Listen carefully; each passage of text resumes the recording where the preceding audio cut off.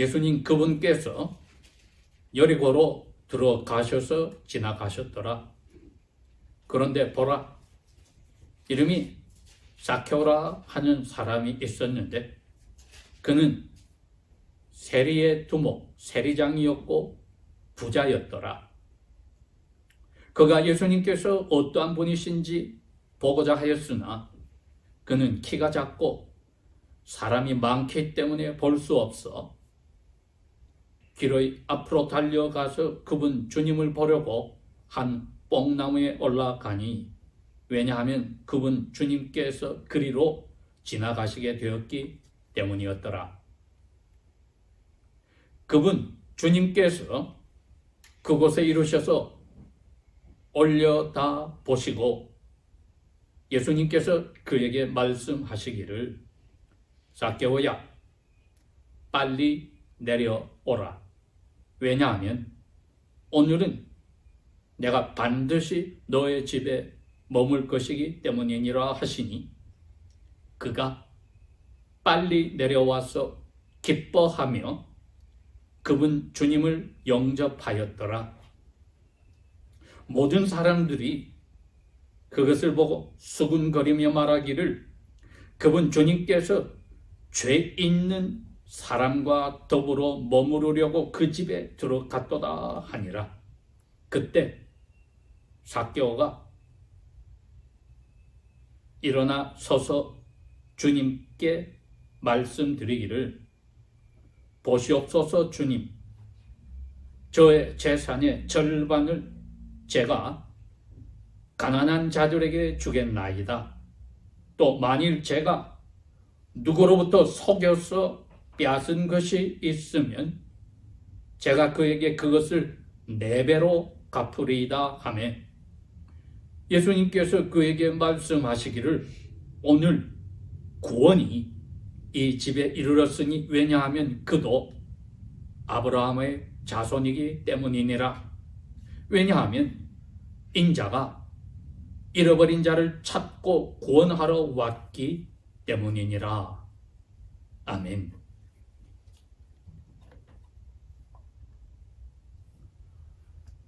사도 바울과 바나바의 동행이었던 누가는 여러 사람들이 기억하였던 소식들을 모으고 또 자기 앞에 사람들이 썼던 복음서들을 모아서 예수님의 모든 공사역과 죽었다 살아나심까지 자기가 테오필로라고 하는 로마 제국의 주요한 공무원에게 썼다고 했습니다. 그것이 누가복음입니다.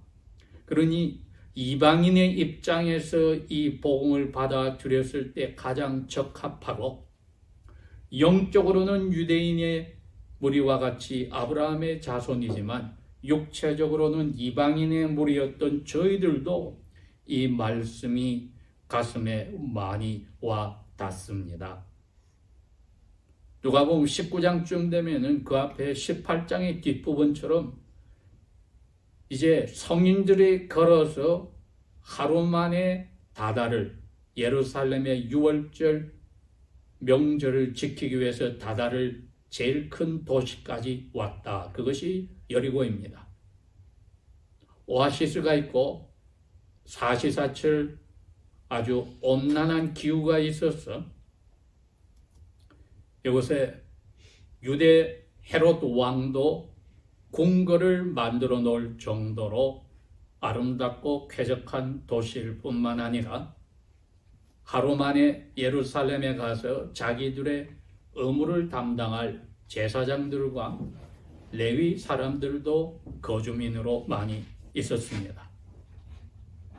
이 사건이 바로 있기 전에 18장 뒷부분에 보니, 다윗의 아들이여 저에게 자비를 베풀어 주소서 하는 길가에 거렁뱅이로 있으며 예수 그리스도라는 소식을 듣자마자 예수님께 고함을 지른 분이 있었습니다.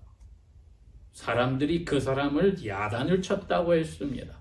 한마디로 예수님을 따라다니는 사람에게 박해와 억압을 받은 그 눈먼 거지에게 예수님이 자비를 베풀어서 눈을 다시 뜨게 하는 기적을 일으켰습니다. 즉시로 그 사람이 자기를 억압받은 사람들과 어울려서 예수님을 따라가는 무리에 들어갔습니다. 그리고 얼마 되지 않아 갑춘날 예수님이 오늘 19장 1절에 있듯이 이제 여리고 성 안으로 들어가셨다고 했습니다. 그런데 그냥 성 중심을 관통해서 지나가는 것처럼 보이셨습니다. 여러분, 이게 오늘날로 치면은 아주 존경받는 위대한 정치가가 우리 도시에 왔다. 소문이 다 퍼졌는데 이 지방에서도 그분을 환영하고 싶어서 어리어리한 집에 모셔서 파티를 하고 싶은데 예수님은 그 사람들의 마음하고 상관없이 그냥 지나간다 하면 그 도시가 마치 예수님께 무시를 당한, 창피를 당한 것과 같을 수가 있습니다. 그게 바로 예수님이 여리고로 오시기 전에 마지막 여행으로 지금 북쪽 산 변화산에서 내려오셔서 여행을 내려오셨는데 중간에 사마리아 지방을 지나갈 때도 그랬습니다. 사마리아 사람들이 이 예수님은 우리를 차별하지 않는 아주 특별한 유대인 레바이니까 우리가 모시고 싶다 했는데 예수님 그냥 지나가셨어요. 그런데 여리고 성도 마치 지나가시는 것처럼 하니까 여리고 성의 그 시민들이, 자부심을 가지고 있는 사람들이 마음에 그렇게 기쁨은 가지지 못했던 겁니다. 그런데 2절에 보라 하고 누가는 삭개오라는 사람을 소개합니다. 그는 세리장이고 부자였다.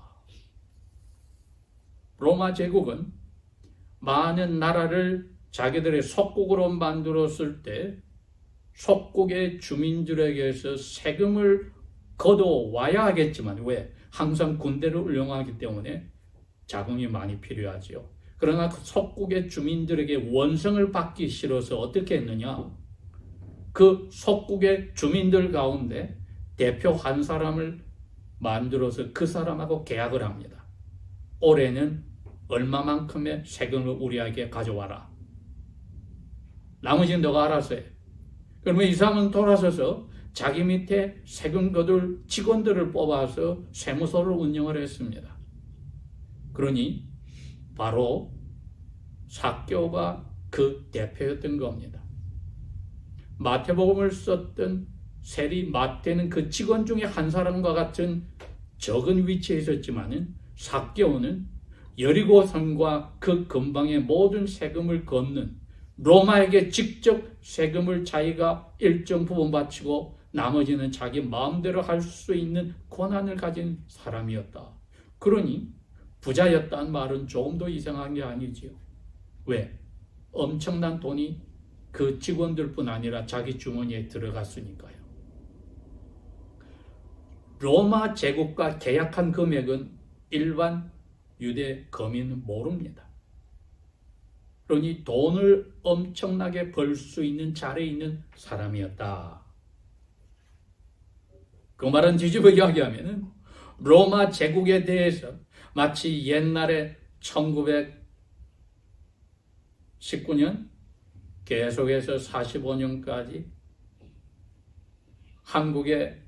대한민국의 국민들이 일본 제국주의의 억압을 아주 싫어하고 그 제국주의가 아주 머리를 써서 조선인들 가운데 동족을 괴롭히고 제국주의의 앞잡이 노릇하는 사람을 당연히 조선 사람들이, 억압받는 사람들이 미워했듯이 삭개오가 여리고 시민들에게 가장 미움을 받는 사람입니다. 로마 제국을 어떻게 할 수 없으니 그 대표로 동력의 반역자를 자칭하는 삭개오를 모두가 미워하는 겁니다.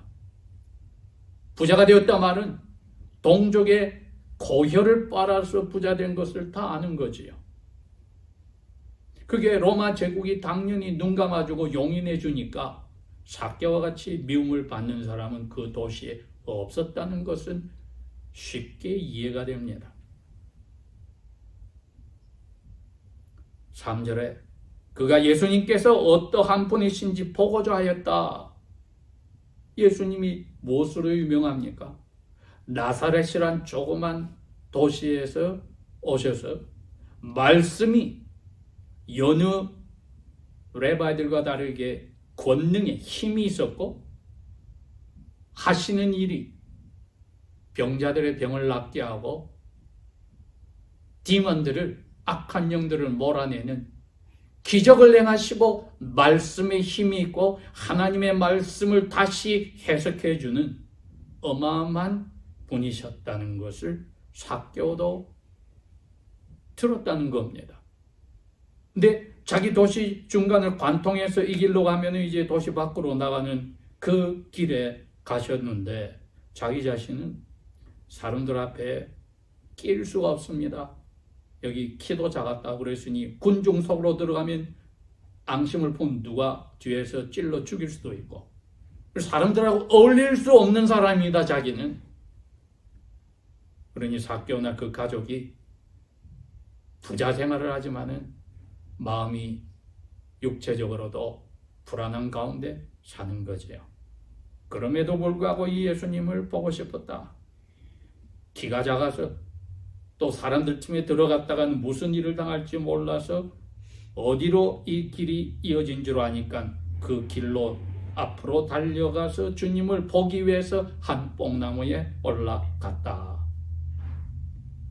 어떤 뽕나무는 60피트 이상까지도 자란다고 하니까 그 위로 올라가면 사람들이 모르지만 자기는 지나가는 예수님을 보실 수 있다고 생각했겠죠. 4절 그분 주님께서 그리로 지나가시게 되었기 때문이었다. 5절 주님께서 그것에 이르셔서 멈추셨어요. 그 다음에 뽕나무를 쳐다보셨어요. 그 다음에 그에게 거기에 올라가 숨어있는 삭개오에게 이야기하십니다. 삭개오야, 여러분 눈이 뜨게 되어서 예수님을 지금 따라가는 그 거지도 예수님의 모든 제자들도 6월절의 명절을 지키기 위해서 지금 왕의 도로를 따라서 오는 수많은 대중들도 예수님과 함께 지금 계속하면은 하루 만에 예루살렘까지 가게 되는데 제일 많은 무리는 누굴까요? 여리고 성의 시민들입니다.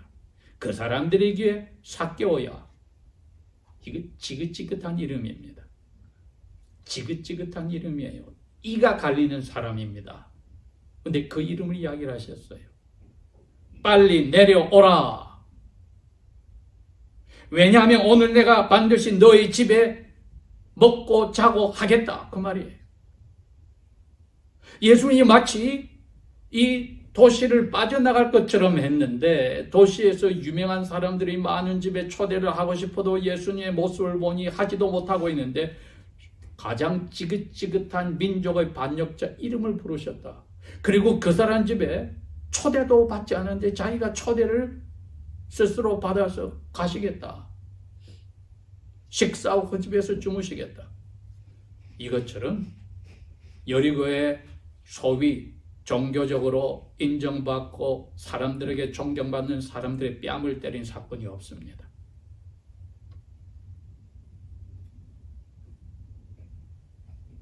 그냥 내려오라도 아니고 빨리 내려와라. 마치 아주 친한 친구가 오랜만에 만나서 너희 집에 가서 지금 먹고 자고 해야 되니까 빨리 시간 아끼기 위해서 내려와라. 듣는 사람들이 얼마나 기분이 나빴을까 여러분 생각을 해보십시오. 그러나 그 사람들의 모든 눈총을 받고 자신의 육체 가족의 안전의 위협까지 느끼는 삭개오에게는 그 얼마나 달콤한 음성일까. 극과 극이지요. 똑같은 예수님의 음성이 그 무리에게는 어떻게 들리니 삭개오에는 어떻게 들렸을까. 제가 제목을 그렇게 붙였습니다. 삭개오를 부르신 그 예수님의 사랑, 이게 무엇일까?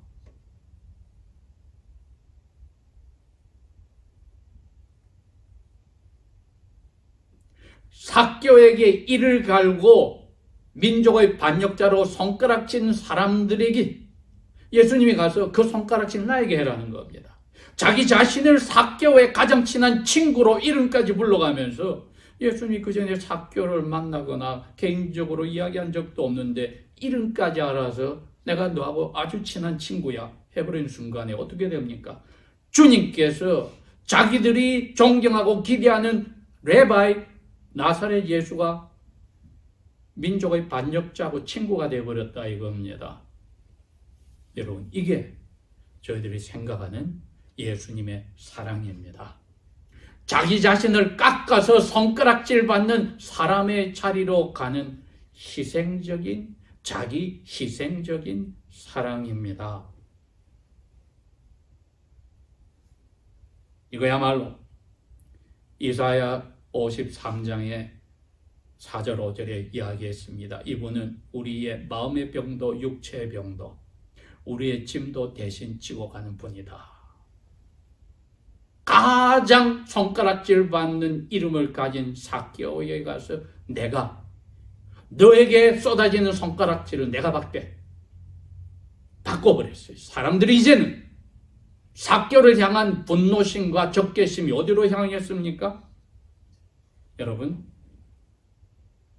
7절 모든 사람들이 그것을 보고 수근거리며 말하기를 그분께서 죄 있는 사람, 그릭 표현은 죄 있는 죄인과 더불어 머무려고 그 죄인의 집에 들어갔다. 이제 비난이 예수님께로 다 왔습니다. 이게 예수님의 삭개오를 부른 사랑의 본질입니다. 가장 천하고 손가락질 받는 사람의 그 죄덩어리를 자기가 뒤집어 쓰는 희생적인 사랑입니다. 삭개오는 그 사랑을 받을 자격이 있습니까? 없습니다.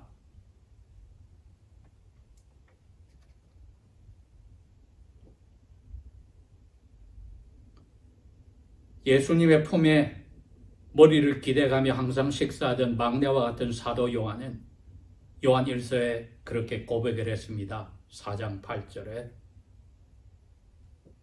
너 하나님을 사랑하지 않아? 이웃을 사랑하지 않아? 그러면 하나님 모르는 거야. 왜? 하나님은 사랑 자체이기 때문에 사랑을 하지 못해? 서로 인정하고 그 사람들하고만 교류하고 사랑해? 그건 사랑 아니야. 삭개오 같은 자리에 있는 사람에게 내려가서 모든 그에게 오는 지탄을 대신받는 그 자격 없는 삭개오를 사랑하는 그 사랑만이 하나님을 안다고 할 수 있어. 우리가 정신 바짝 차려야 합니다. 저 사람은 나에게 인정받고 사랑받을 자격이 없어 한 순간에 우리는 그 무리에 손가락질하는 데 같이 동참한 것이 됩니다. 그리고 우리 손가락 끝에는 그 사람과 함께 있는 예수님에게 향하고 있는 것입니다. 하나님은 사랑이시다. 왜? 사랑하지 않는 사람 하나님은 모르기 때문에. 어떤 사람을 사랑하는 사람? 사도 바울이 이야기했습니다. 로마서 5장 8절과 10절에 우리가 아직 죄인이었을 때 아버지께서 자기 아들을 죽여서 우리를 사랑했다.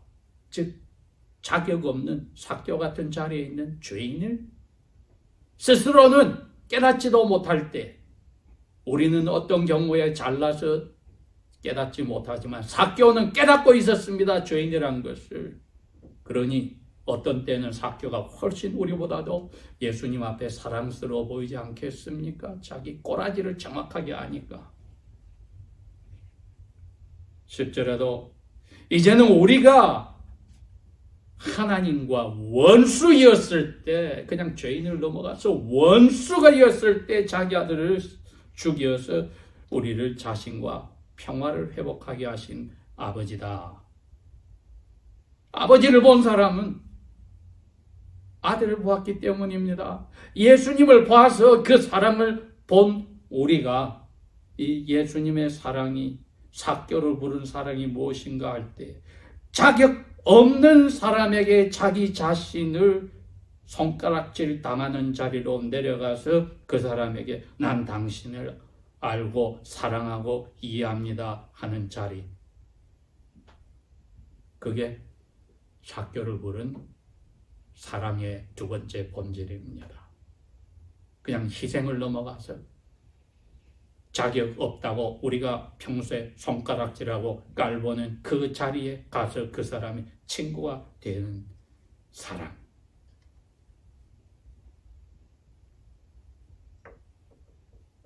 식사하고 주무신다는 것은 어마어마한 말씀이지요. 그거보다도 확실하게 이 사람과 나는 너무나 가까운 절친이라는 표현이 어디 있습니까? 겉으로는 우리가 인사하고 하더라도 저 사람하고 같이 있는 자체가 거북하니 빨리 헤어졌으면 좋겠어 하는 거하고는 하나는 화 있을진지 않은 위선자적인 그리스도인의 사랑이요, 하나는 자기 자신을 십자가에서 죽기까지 드러내는 순종하는 희생적인 사랑이다. 이거야말로 priceless, 가격을 매길 수 없는 사랑 아닙니까? 8절 삭개오가 섰다. 이거는 무슨 이야기냐? 이제 만찬을 하려고 다 식탁에 기대어 있을 때 삭개오가 예수님하고 같이 지금 어울렸어요. 그야말로 누가 보더라도 저 레바이가 죄인하고 지금 죄인 중에 두목하고도 친구네 하는데 거기서 일어섰다는 뜻입니다. 8절에 일어서서 주님께 아직까지 집에까지 와서도 다른 말 들은 적 없습니다. 삭개오야 빨리 내려라. 오늘 내가 너희 집에 머물겠다는 외는 말을 안 들었는데 삭개오가 주님께 말씀합니다. 보십시오 주님, 제가 가진 재산 절반 뚝 잘라서 가난한 사람에게 다 나눠주겠습니다. 두 번째, 제가 이렇게 재산이 많은 거 분명히 많은 사람들에게 등쳐먹고 자그마한 세금을 크게 부풀려서 뜯어내서 부자가 됐는데 그 사람 다 내가 찾아서 만약에 1000불을 뺏었다면 4000불로 다 갚아주겠습니다. 구약시대에 이웃에게 잘못을 행하였을 때 갚아가는 방법을 여러 가지로 나눴을 때 적게는 20%부터 작게는 500%까지 갚아주게 됩니다. 삭개오의 입장에서는 자발적으로 4배로 무조건 그 사람들 찾아가서 다 갚아주겠습니다. 여러분, 이게 경제적으로 생각을 해보십시오. 그 어마어마한 부자가 여리고에 많은 부자들이 있고 종교적으로 인정받는 사람들이 있을 텐데 도움을 주지 못하였던 가난한 계층 사람들에게 재산 절반으로 풀어줘요. 경제가 살아납니다, 여러분. 예수님께서 자기 고향 나사렛에 가서 자신은 무엇을 하기 위해 왔다고 선포하셨을 때 이사야 61장을 인용을 하셔서 성령께서 내게 오시면은 내가 이런 일을 하겠다. 하나님 나라의 좋은 소식을 선포하겠다. 두 번째는 억압받는 사람, 억눌림은 당한 사람에게 내가 정의를, 공의를 베풀어 주겠다. 세 번째는 찌든 사람들의 귀에 내가 하나님의 은총을 넣어주겠다. 그 앞에 거지 눈먼 사람이 사람들에게 욕을 얻어먹었는데 주님이 회복해 줬습니다. 은총을 베풀었어요. 삭개오는 당연히 욕을 얻어먹을 자격을 가진 사람인데 가서 친구가 되어서 그 사람에게도 하나님의 은총을 베풀고 하나님 나라가 무엇인지를 선포합니다. 어떻게 선포합니까? 9절입니다. 선포하십니다. 그에게 말씀하시기를. 하지만 옆에 지금 같이 식사하는 무리들이나 밖에서 궁시렁거리는 무리들이 듣고 있습니다. 오늘 구원이 이 집에 왔다. 왜냐하면 그도 아브라함의 자손이기 때문이니라. 왜 이 말씀하십니까? 내가 그 구원을 가지고 온 도구야. 아버지가 보내신 도구야. 좋은 소식이 이 집에도 왔어. 왜? 아브라함이 자손이야. 왜? 이 사람 오늘 지금 내 앞에서 일어서 자발적으로 약속한 게 뭐야? 아브라함과 똑같은 모습이야. 어떤 모습? 하나님의 계명에 순종해서 자기에게 어떤 불이익이 올지 몰라도 무조건 따라간 거야. 아브라함이 야훼께서 불렀을 때 어디로 갈지도 모르고 순종하고 고향을 떠났다. 앞으로 삭개오의 신앙에 어떤 일들이 벌어지고 야훼의 말씀에 순종하는 삶이 지금과 다른 어떠한 역경이 있을지 모르지만 무조건 회개의 새 삶의 길로 이 사람 아브라함처럼 떠났으니 아브라함의 자손이야. 이 도시가 경제적으로 살아날 수 있도록 힘을 주었어. 억압받는 사람이 이제 나사로 덕분에 회복되는 자리로 가고 나사로 자신도 사람들에게 하나님의 은총이 무엇인지를 예수님을 통해서 받았으니 전해주는 은총의 도구가 되었어. 내가 나사로의 집에 은총을 가져오는 도구가 되었듯이 이 사람도 이제 은총의 도구가 된 거야. 예수님이 장막절에 예루살렘에서 선포했던 거 기억납니까? 나에게로 와라. 값없이 와서 마셔라. 내가 주는 물을 마시면 너희 뱃속에 그 물이 들어가서 흐르는 강물이 되고 사람들이 너희를 통하여 그 강물을 마시고 그들의 뱃속에도 강물이 된다. 삭개오를 그 자리로 만들었습니다. 이제 삭개오가 그러한 은총을 베풀어주는 도구로 바뀌는 기적을 예수님이 일으켰으니 당연히 구원이 이 집에 왔다. 회개의 모습이 삭개오에게서 시작이 되었다. 나의 사랑에, 희생적인 사랑에 삭개오도 감염이 돼서 자기 자신도 이제는 베드로 전서 2장 24절에 그 표현이 있습니다. 내가 십자가에 갈 때에 너희들의 그 죄짐을 지고 가서 죽는데 그래야 너희들이 나 덕분에 은총을 받아서 의로운 삶을 살게 되는데 삭개오는 이미 그 자리에 간 겁니다. 어떤 일들이 앞으로 일어날지 몰라요. 왜? 지금까지는 그런 의로운 삶을 살아본 적이 없으니까. 이게 두렵고 모험적인 삶이 될 수 있지만은 당당하게 외쳤습니다. 그렇게 하겠습니다. 등쳐먹었던 사람들 찾아다니면서 다 내 배로 갚겠습니다.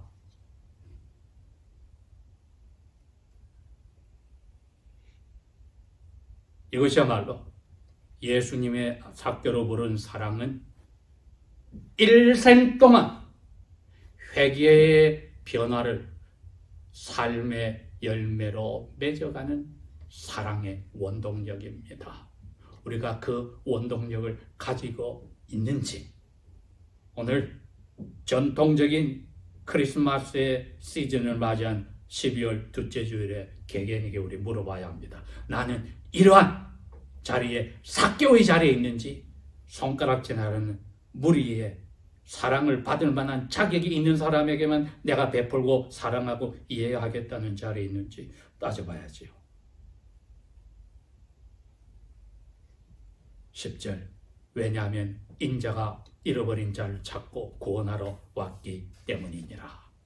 그리스도인이니 저희들이 삭개오가 바뀌었듯이 그리스도의 손에 바뀌어서 죽는 순간까지 주님 오실 때까지 저희들이 회개의 변화의 모습이 계속 이어져 나갈 때에 은총을 전하는 영생을 사람들에게 전해주는 도구가 될 것입니다.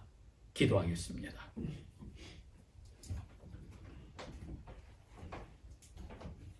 아버지 하나님, 성령께서 우리에게도 보여주셨으니 삭개오의 자리에서 예수님의 크신 자기 희생의 버림받고 멸시당하는 은총을 받았으니 저희들이 기쁨으로 그 자리로 나아가도록 아버지의 뜻만 바라보며 영광만 바라보며 나가게 하소서.